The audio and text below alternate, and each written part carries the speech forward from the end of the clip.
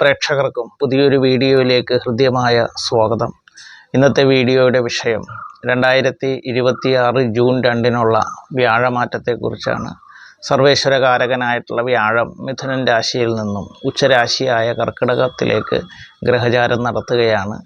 വ്യാഴത്തിൻ്റെ കർക്കിടകൻ രാശിയിലേക്കുള്ള ഗ്രഹചാരം മൂലം മകരൻ രാശിക്കാർക്ക് വന്നു ചേരുന്ന സൗഭാഗ്യങ്ങളെക്കുറിച്ചാണ് ഈ വീഡിയോയിൽ പ്രതിപാദിക്കുന്നത്. മകരൻ രാശിയിൽ വരുന്നത് ഉത്രാടം നക്ഷത്രത്തിൻ്റെ അവസാന 3 പാദം, തിരുവോണം, അവിട്ടം നക്ഷത്രത്തിൻ്റെ ആദ്യ 2 പാദം എന്നീ നക്ഷത്രങ്ങളാണ്.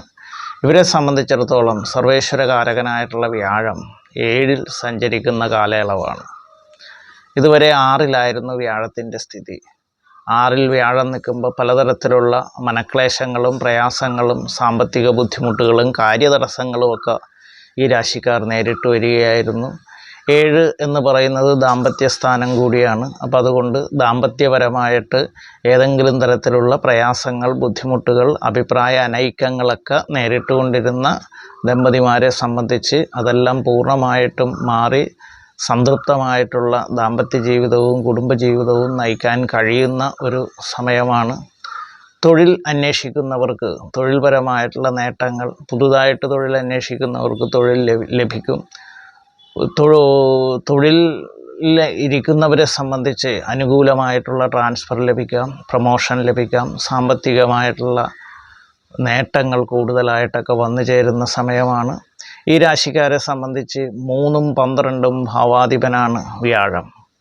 3 എന്ന് പറഞ്ഞു കഴിഞ്ഞാൽ സഹോദര സ്ഥാനം, ധൈര്യത്തിൻ്റെ സ്ഥാനം ഒക്കെയാണ്. അപ്പം അതുകൊണ്ട് തന്നെ വളരെയധികം ധൈര്യപൂർവ്വം ജീവിതത്തെ നേരിടാനും സഹോദരങ്ങളിൽ നിന്ന് ഗുണാനുഭവങ്ങൾ വന്നു ചേരാനും ഒക്കെ ഭാഗ്യമുള്ള സമയമാണ്.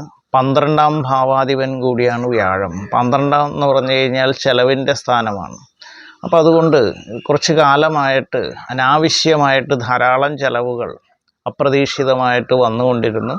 ആ ചെലവുകളൊക്കെ മാറിക്കിട്ടി സാമ്പത്തികമായിട്ടുള്ള ഒരു സുസ്ഥിരത കൈവരിക്കാൻ കഴിയുന്ന ഒരു കാലയളവാണ്. ബിസിനസ് രംഗത്ത് പ്രവർത്തിക്കുന്നവർക്കും അവർ നേരിട്ട് കൊണ്ടിരുന്ന പ്രയാസങ്ങളും പ്രതിസന്ധികളും മാറി ബിസിനസ് രംഗം പുഷ്ടിപ്പെടുന്ന ഒരു കാലയളവാണ്.